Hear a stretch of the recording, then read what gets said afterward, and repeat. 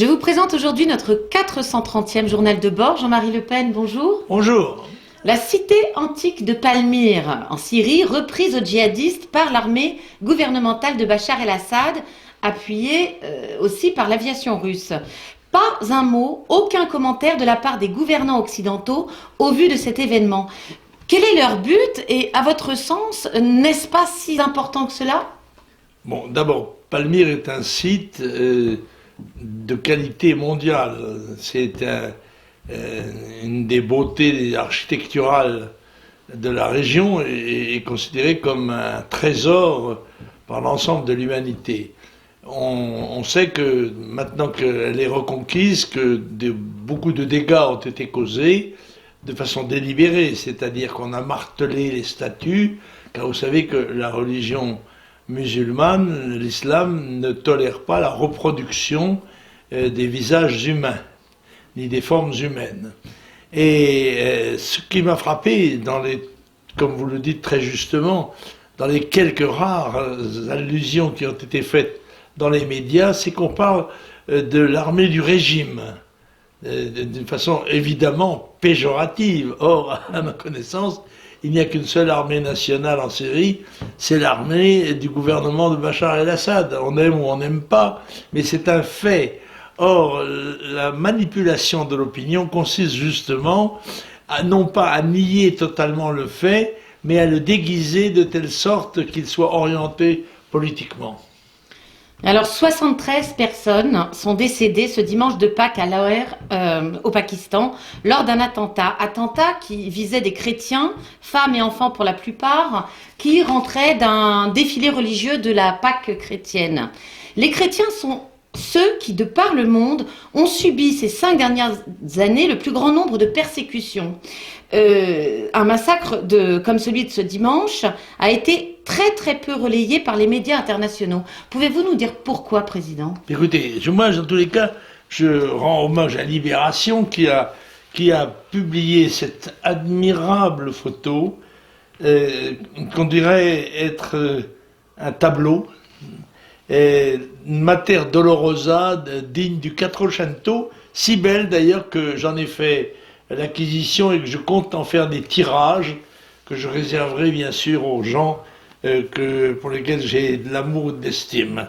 Je note qu'en France même, les attentats qui sont perpétrés contre les églises sont tout à fait minorés. Pour une mosquée, ça fera 3 colonnes dans la presse.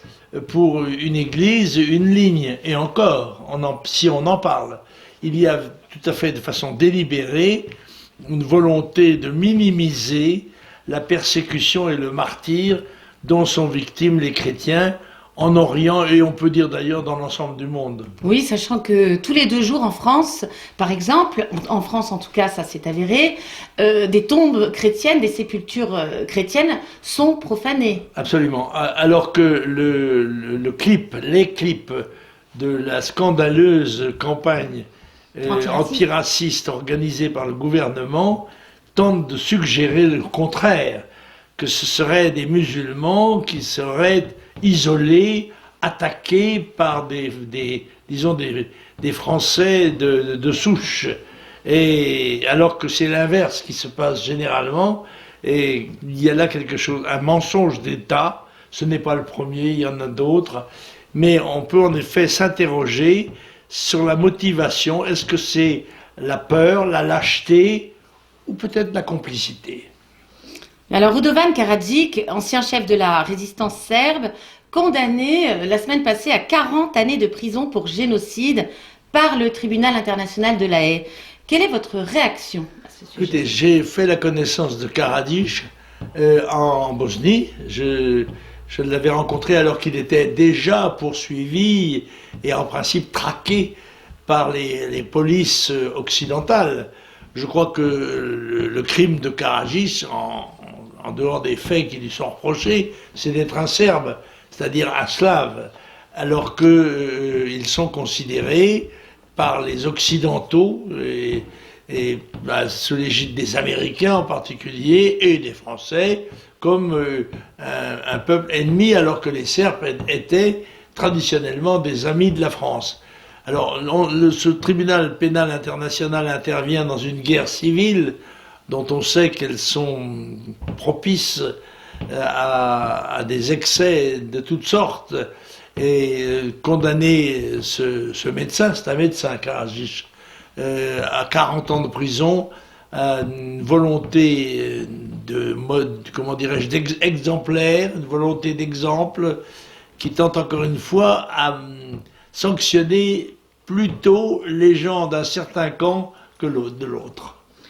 Alors, suite à l'arrestation de Salah Abdeslam la semaine passée, puis aux 2 attentats simultanés qui ont suivi à Bruxelles, Patrick Kanner, ministre français de la Ville, évoquait ce mardi une centaine de Molenbeek en France, provoquant ainsi un tollé dans la classe politique, de gauche comme de droite.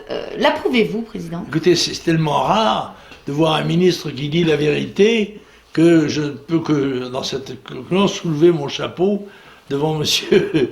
Kanner, qui a eu le courage de dire qu'il y avait en France une centaine, et je le crois modeste, de Molenbeek potentiels. Bien sûr, c'est vrai que la France se targue de ne pas accepter actuellement beaucoup de migrants, c'est qu'à la vérité, nous sommes pleins à ras-bord. Et que si on y ajoutait quelques milliers de migrants, la situation apparaîtrait clairement aux yeux de l'opinion, ce dont veut se garder tout à fait le gouvernement, bien sûr, qui a d'autres problèmes. Alors, si l'on regarde les chiffres, c'est la France qui, de loin, donc, comme vous le disiez, compte le plus grand nombre de volontaires parmi ceux qui sont partis faire le djihad en Syrie ou bien en Irak. À quoi cela est-ce dû, selon vous? Oui, il faut, je crois, là, proportionner. Parce que je crois que si on établit une relation avec la population, je crois que c'est la Belgique qui arrive en tête, parce que nous sommes en principe, nous, une nation de 65 millions d'habitants, et la Belgique de 10. Alors évidemment, si on compare les chiffres, il y a beaucoup plus de gens oui, à partis toute proportion de France. gardée, oui. Il faut relativiser, mais c'est vrai qu'il y a beaucoup de Français qui sont partis, mais il y a beaucoup d'Européens qui sont partis faire le djihad, et certainement beaucoup qui sont entrés pour le faire en Europe, ou qui sont revenus pour le faire. Alors, un sondage Odexa paru hier compte pour Le Monde, compte 56% d'opinion favorable à François Hollande en Allemagne contre 18% en France. Quel succès a-t-il outre-Rhin? Oui, à beau mentir qui vient de loin. En effet, c'est assez étonnant. Ce n'est pas tout à fait étonnant. Parce que, en effet, la politique menée par Mme Merkel étant détestable, il est assez naturel que M. Hollande en tire un certain bénéfice en s'alignant sur elle. N'est-ce pas? Personnellement, je tiens la politique de Mme Merkel pour suicidaire, mais il y a certainement l'Allemagne y a des intérêts économiques, et elle sacrifie évidemment son avenir démographique et politique et national, que M. Hollande, qui dans le fond n'ose pas le faire, approuve Mme Merkel, en tire un petit peu de bénéfice en Allemagne et très peu en France. Alors, vous avez, au cours d'une conférence de presse, officialisé la création de votre mouvement Jeanne au secours. En quoi consiste-t-il, Président? Écoutez, la constitution du mouvement a pour objectif de donner un cadre au rassemblement de tous les nationaux, quelles que soient les formations auxquelles ils appartiennent, les journaux qu'ils lisent, les télévisions ou les radios qu'ils écoutent, les clubs auxquels ils appartiennent, les cercles, etc. C'est derrière l'image de Jeanne, libératrice du territoire, sainte et martyre, héroïne nationale et une des patronnes de la France, mais aussi patronne des soldats, des combattants, des militants. Et cette initiative politique qui est extérieure au parti, quel qu'il soit, et qui vise à rassembler les nationaux d'où qu'ils viennent, dans les circonstances futures dont on ne connaît pas les contours, mais qui peuvent nécessiter la mobilisation du peuple français. parce que contrairement à ce qui est suggéré par l'affiche du Front National, la France apaisée, je pense qu'il ne s'agit pas d'apaiser la France, il faut la réveiller. Il faut la réveiller et la mobiliser. Il faut mobiliser le peuple français parce qu'il ne sait pas toujours qu'il est en danger de mort ou de soumission. Par conséquent, c'est la tâche que nous nous sommes assignée et c'est pourquoi nous demandons à tous les mouvements qui, eux, vont faire leur défilé normalement sous leur drapeau le 8 mai, Oui. Ce qui est tout à fait naturel, normal et souhaitable, mais de faire un effort supplémentaire pour participer à ce rassemblement place des Pyramides et rues adjacentes, s'il y a beaucoup de monde, ce que j'espère et crois, eh bien le 1er mai à 11 h du matin, je m'adresserai à eux au nom de tous les gens qui partagent à la fois l'angoisse de l'avenir et l'espérance du redressement. Et alors, pour en revenir à cette même conférence, vous êtes revenu sur le choix du Front National de reculer le 1er mai face aux menaces de Daesh concernant son traditionnel défilé de Jeanne d'Arc. Est-ce, selon vous, l'unique raison de ce renoncement ? Non, je crois qu'on en a avancé d'autres, mais le simple fait de capituler, en quelque sorte, devant la menace émise par Daesh est en soi catastrophique.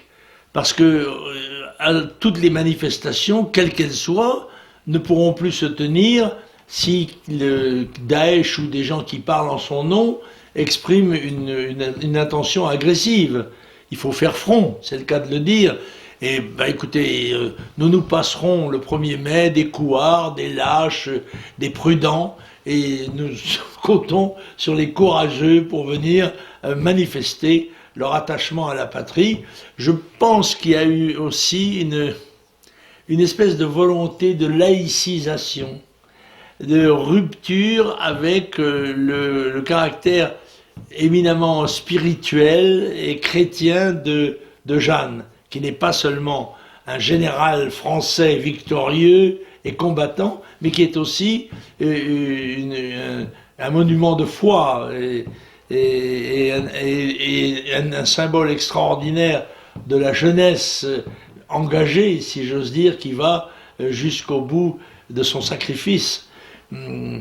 Je trouve détestable que cette initiative, d'abord, je m'aperçois qu'on essaye de démonter pièce par pièce ce qu'était le Front National, donc pour l'écarter subrepticement, sans oser le dire dans les discours, de la ligne politique, morale, spirituelle qui a été la sienne pendant des décennies. Oui, initial.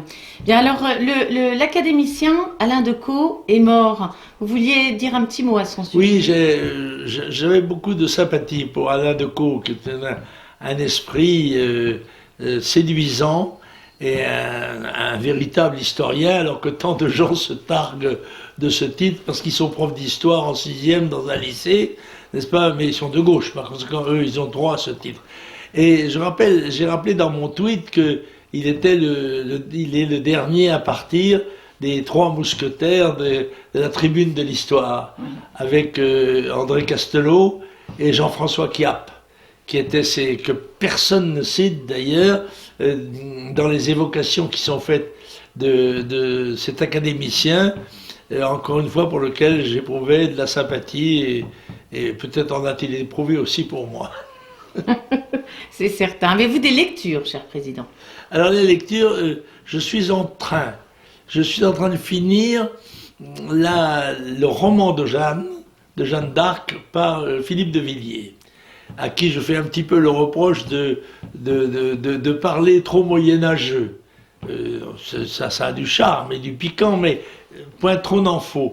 Mais qui évoque bien le parcours de Jeanne, en particulier de Don Rémy à Reims, parcours semé d'embûches, de complots, de cette lourdeur des appareils administratifs, même à cette période, même au XVe siècle, eh bien, le rôle joué assez détestable par la Trémouille et par aussi l'archevêque de Reims, Regnault de Chartres. Et c'est cette patience qu'il faut à cette jeune fille, parce qu'elle a 17 ans, et qui, elle, comprend qu'il faut aller, après les victoires, il faut continuer pour bouter l'anglais hors de France, et qui a devant elle ces espèces de molles oreillers qui essayent par les appels à la prudence, de modérer son action, voire même de l'entraver. Et puis, je lis un autre livre intéressant sur les sorcières, la chasse aux sorcières, où je dois dire que Michelet et quelques historiens se font sévèrement étriller en disant que l'image qu'ils ont donnée de ce phénomène est totalement fausse, est un fantasme, un fruit de l'imagination et n'a strictement rien à voir avec la science historique qui s'appuie sur des faits. Alors, on parle toujours de la chasse aux sorcières par l'Inquisition. Ben, il n'y avait aucun rapport entre l'Inquisition, organisme chrétien, catholique, qui en quelque sorte combattait l'hérésie, et la chasse aux sorcières, qui a été un épisode assez sanglant et scandaleux, il faut le dire, de l'histoire de notre pays, et qui poursuivait la sorcellerie, qui est tout à fait différent. Et alors, Michelet et quelques autres ont mélangé tout ça, et c'est devenu maintenant presque une vérité, dans le fond, que ce serait l'Église qui aurait organisé cette traque de ses ennemis, alors que très souvent, ce sont des ecclésiastiques qui en ont été les victimes. Oui, ce juste retour des choses est rétabli donc Oui. Par Marion Sigaud. Absolument, c'est ça. Ah ben, je vois que vous avez de bonnes lectures. Mais quand j'aurai terminé, parce que je veux finir, je viendrai à votre tribune pour montrer ces ouvrages, car je crois qu'ils le méritent, pas seulement parce que je les ai lus. Alors avec joie. Eh bien, nous nous retrouverons, cher Président, la semaine prochaine. Merci.